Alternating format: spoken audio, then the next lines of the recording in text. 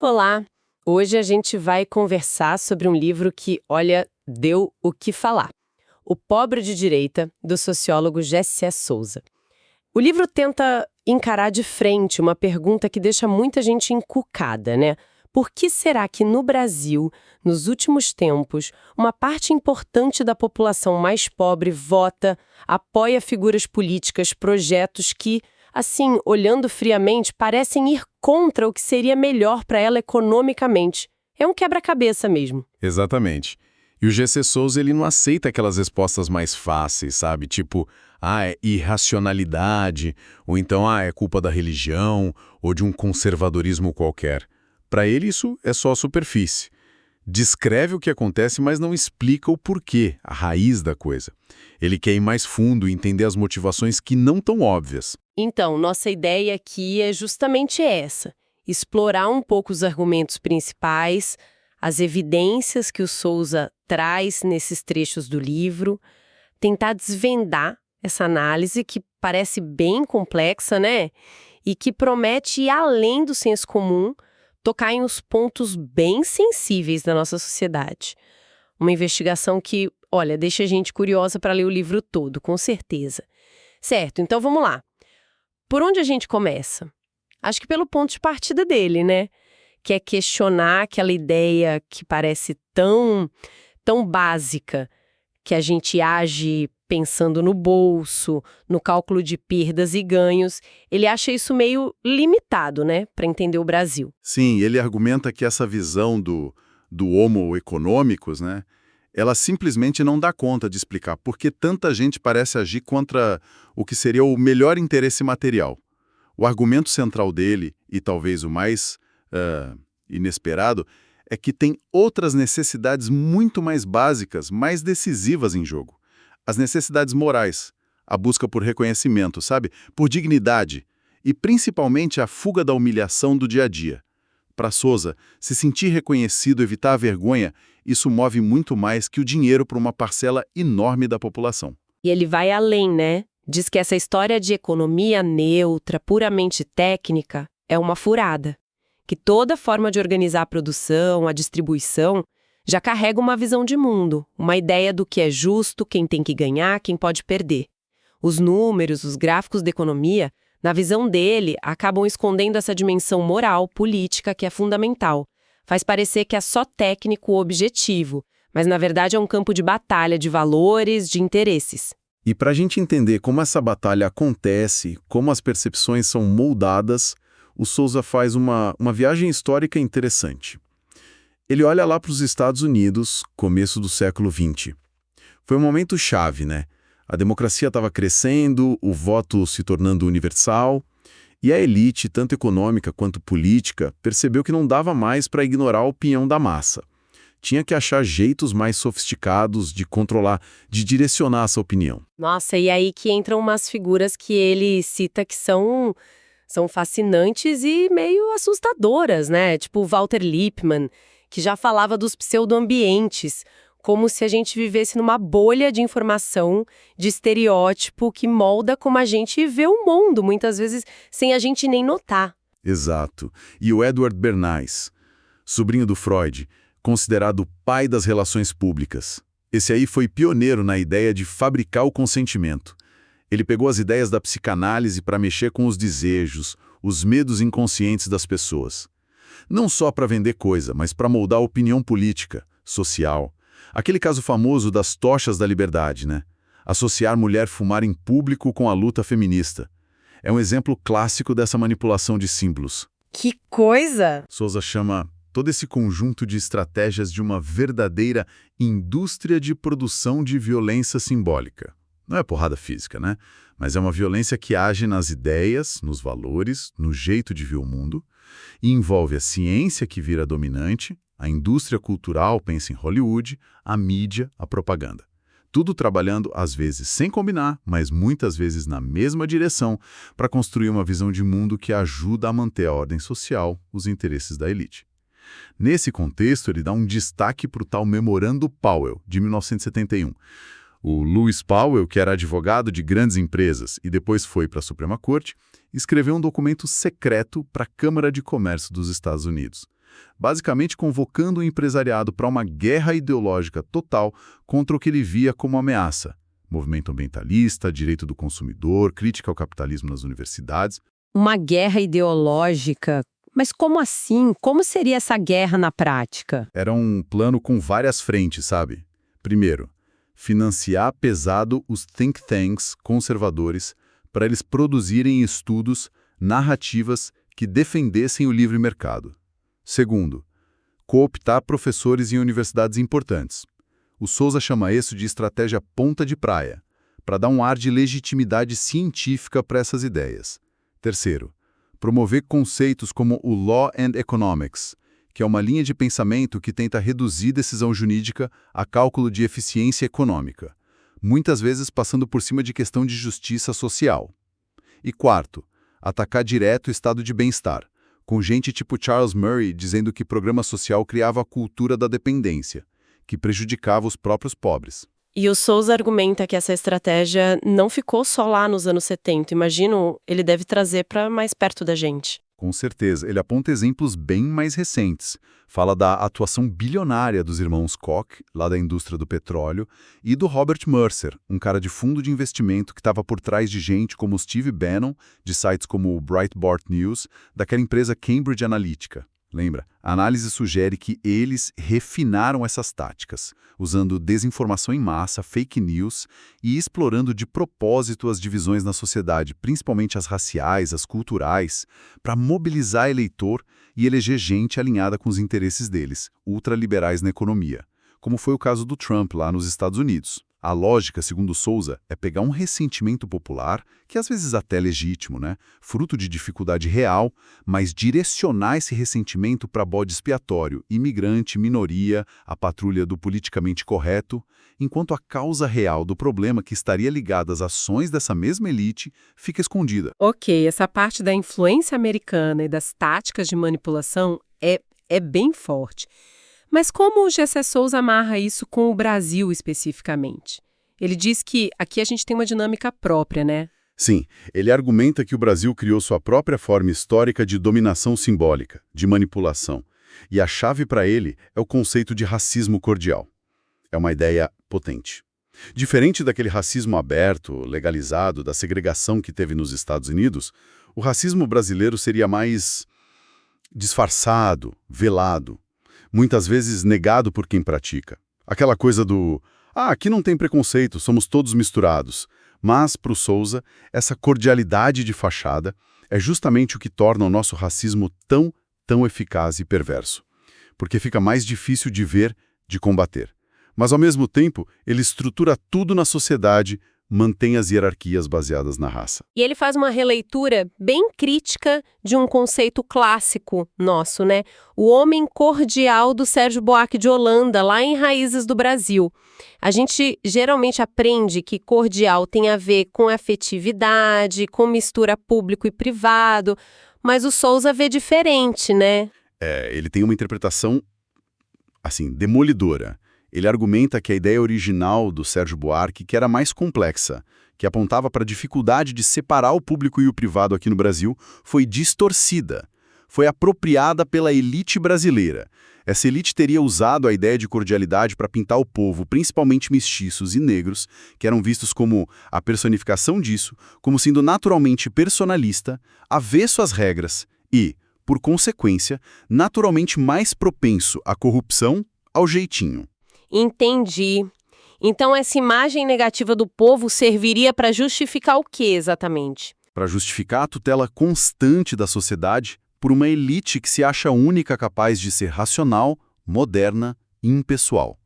E também por uma classe média que, para o Souza, tem o monopólio do capital cultural, estudo formal, acesso à informação chique e se vê como a guardiã dos bons costumes, da ordem. Nessa leitura, a acusação de corrupção que sempre aparece contra líder popular, ele cita Vargas, Jango e mais recentemente Lula, Dilma, não seria só sobre combater a corrupção em si. Seria a principal arma ideológica dessa elite e de parte da classe média, para quê?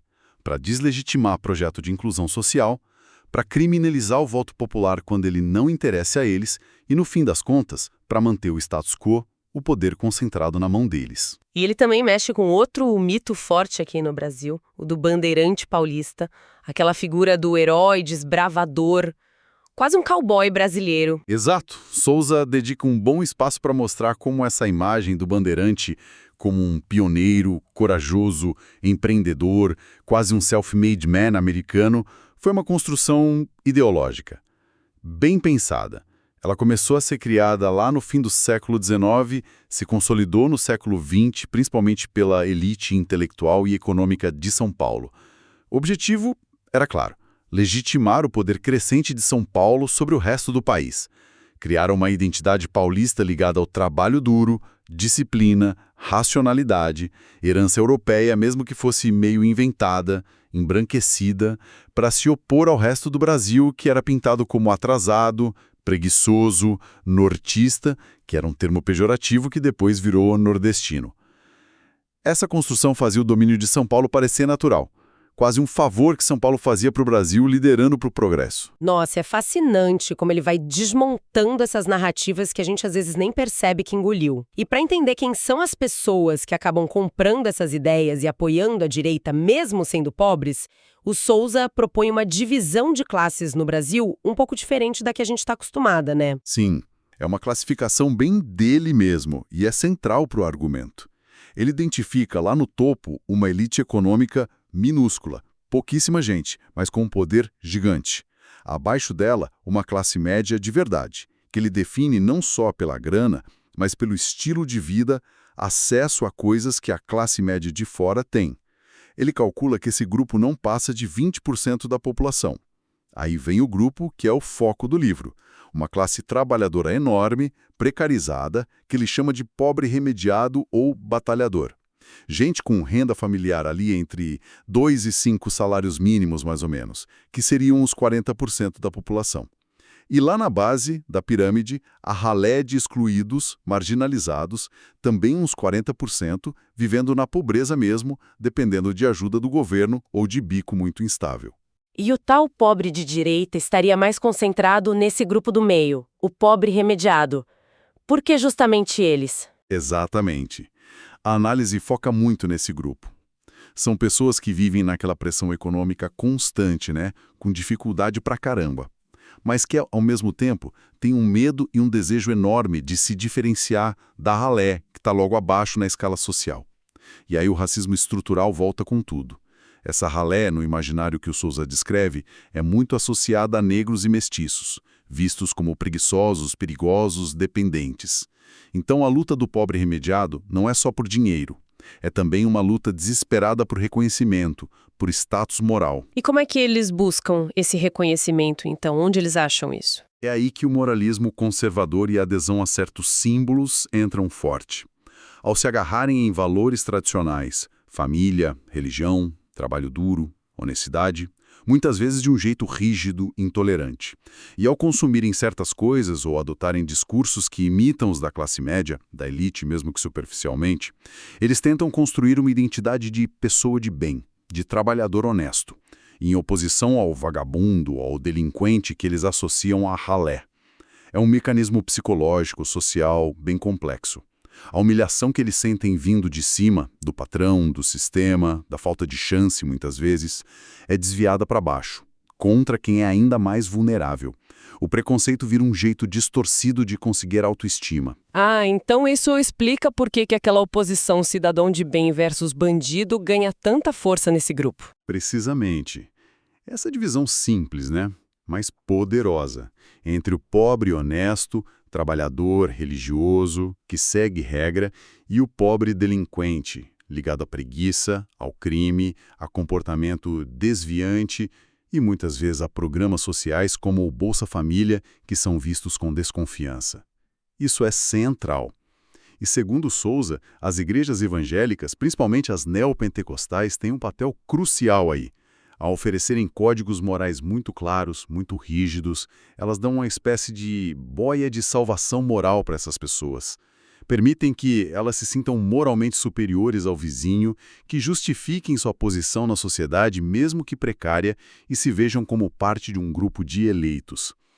O problema que o Souza aponta é que essa busca por dignidade individual acaba levando a pessoa a abraçar preconceitos contra a minoria, contra outra religião e ideologias políticas que, no fundo, reforçam a mesma estrutura de opressão da qual elas também são vítimas. Falando nisso, nas igrejas evangélicas, o livro dá uma atenção especial para o crescimento do pentecostalismo e principalmente do neopentecostalismo no Brasil.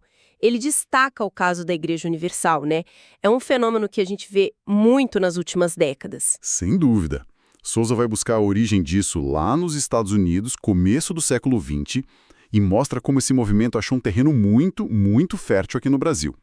Nas periferias, entre as classes populares, principalmente a partir dos anos 70, 80. A marca dessas vertentes, especialmente as neopentecostais, é a ênfase na ação direta, palpável, de Deus ou do Espírito Santo no dia a dia. Cura milagrosa, expulsão de demônio, a promessa de prosperidade material como sinal de bênção divina. E ele faz uma distinção importante, né? Dialogando com Max Weber entre religiosidade ética e mágica. Como isso se aplica ao neopentecostalismo que ele descreve? Sim, é uma distinção clássica do Weber. Simplificando muito, a religiosidade ética, tipo o protestantismo histórico, catolicismo depois do Vaticano II, tende a criar uma tensão entre os valores da religião e o mundo real. Busca transformar o mundo para ele ficar mais de acordo com Deus.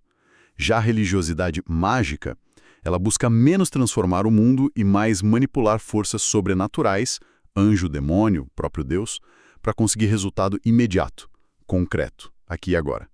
Cura, emprego, dinheiro. Souza argumenta que o neopentecostalismo que domina no Brasil se aproxima muito mais dessa lógica mágica. Tem uma ênfase enorme na batalha espiritual contra demônios que, aliás, são muitas vezes associados a entidades afro-brasileiras, né? Exu, Candomblé, Umbanda.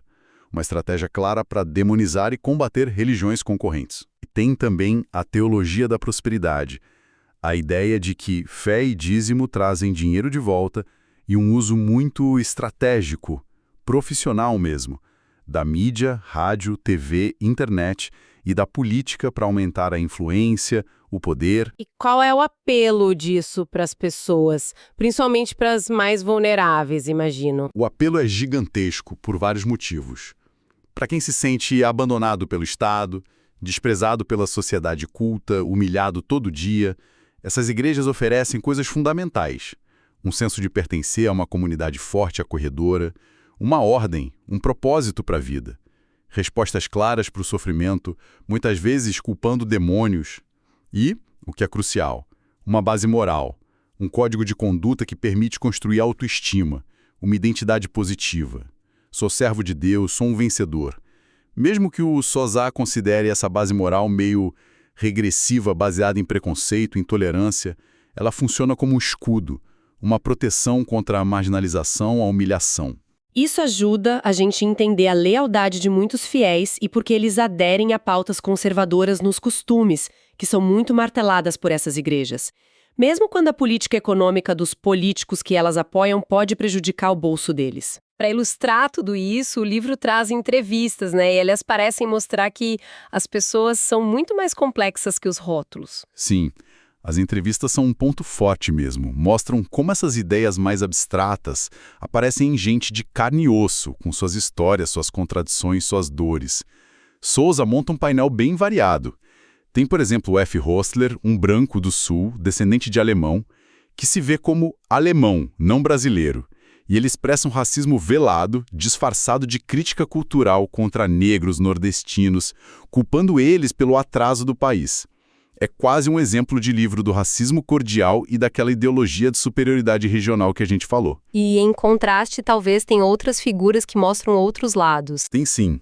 Tem o Marcelo, um jovem de classe média que está perdendo status, vira agente penitenciário e adota um discurso de mérito super agressivo. Demonstra um prazer quase sádico falando da violência contra preso. Parece que ele está canalizando a frustração dele nos mais vulneráveis. Ou o Geraldo, um engenheiro que não deu certo na carreira e acha uma nova identidade, um propósito virando um influencer digital bolsonarista, espalhando teoria da conspiração, fake news, talvez para se sentir importante, para pertencer a um movimento. E as vozes do mundo evangélico que ele entrevista? Elas confirmam aquela visão mais única, fechada, que às vezes a gente tem. De jeito nenhum. As entrevistas com evangélicos são especialmente boas para mostrar a diversidade, as tensões internas. Tem o Wanderson, um trabalhador que vê a igreja como a bússola moral dele, indispensável. Mas ele tem uma visão pragmática do Bolsonaro, vê como um mal menor contra uma esquerda que ele teme. Tem o Ederson, um funileiro negro que, apesar de contar que sofreu racismo, engoliu o discurso anticomunista. Repete fake news de kit gay, admira os Estados Unidos e vê o Bolsonaro como defensor da família cristã. É uma contradição ambulante que mostra a força da ideologia, né? Parece que tem uma luta interna acontecendo em alguns deles. Sim, e isso é muito interessante. A Marluce, auxiliar administrativa, ela critica a mistura de política com religião no púlpito, mas acaba votando no Bolsonaro por causa das pautas morais e de um antipetismo forte. A Edivane, uma jovem parda que se vê como branca, defende meritocracia, critica a cota racial, mostrando como o discurso dominante entra na cabeça da pessoa. Mas talvez os casos mais complexos sejam o do Jefferson, um professor de filosofia negro, super grato à igreja por ter ajudado ele, mas que, pela formação que tem, consegue perceber e analisar criticamente a manipulação política ali dentro. E o Alan, um pedreiro dividido. De um lado, a esposa influencia, é mais crítica. Do outro, ele é obcecado com a defesa da família tradicional, com medo da ideologia de gênero. Temas que a igreja e as redes sociais martelam sem parar. Essas vozes mostram que não é um bloco só. É um campo de disputa, de dúvida e de muita identificação afetiva. O Souza até usa a psicologia das massas do Freud para analisar essa ligação emocional forte com líderes como o Bolsonaro, falando de idealização, de projeção de desejo, de frustração. Uau! É realmente muita informação para a gente digerir. Então, tentando amarrar isso tudo, qual seria a grande mensagem, a principal conclusão que a gente tira dessa análise do Gessé Souza, pelo menos nesses trechos que a gente viu? Olha, a mensagem central parece ser um convite para a gente. Complexificar o olhar, sabe? Para entender um fenômeno como o pobre de direita no Brasil, não adianta só olhar para a carteira, para a pesquisa de opinião superficial. É preciso mergulhar fundo, nas feridas abertas pela humilhação social, na busca desesperada por reconhecimento, por dignidade, que todo mundo tem. E é preciso entender como essa busca é moldada e muitas vezes manipulada por estruturas muito profundas. O racismo cordial e nem tão cordial assim que marca a nossa história. As estratégias das elites, tanto a nossa elite do atraso, como ele chama, quanto as influências de fora para fabricar consenso e desviar o foco dos problemas reais. E o papel cada vez maior de atores como as igrejas neopentecostais. Elas oferecem um porto seguro moral de identidade para milhões de desamparados, mas também podem direcionar essas pessoas politicamente de formas problemáticas, segundo a análise do autor. E com base nisso tudo, o livro deixa a gente com alguma provocação? Algo para a gente pensar depois por conta própria? Com certeza. A provocação final que essa análise toda levanta é profunda e desafiadora. Se as raízes desse apoio popular à direita estão fincadas tão fundo assim, na nossa estrutura social desigual, na história longa e doída do racismo e nessa necessidade humana básica de reconhecimento que é negada para tanta gente, que tipo de mudança seria realmente necessária para virar esse jogo? Será que bastaria melhorar a economia, distribuir um pouco mais de renda e investir mais em escola? Ou será que a resposta exige mexer em vesperos muito mais complicados? Repensar as próprias bases morais, sociais, simbólicas, em cima das quais o Brasil foi construído? É uma pergunta incômoda, né? Mas essencial. E talvez a busca por respostas passe por continuar essa investigação. Quem sabe dando uma olhada em outras obras do próprio Gessé Souza, como A Elite do Atraso ou A Ralé Brasileira, que com certeza aprofundam muitos desses pontos. Fica aí o convite para essa reflexão maior.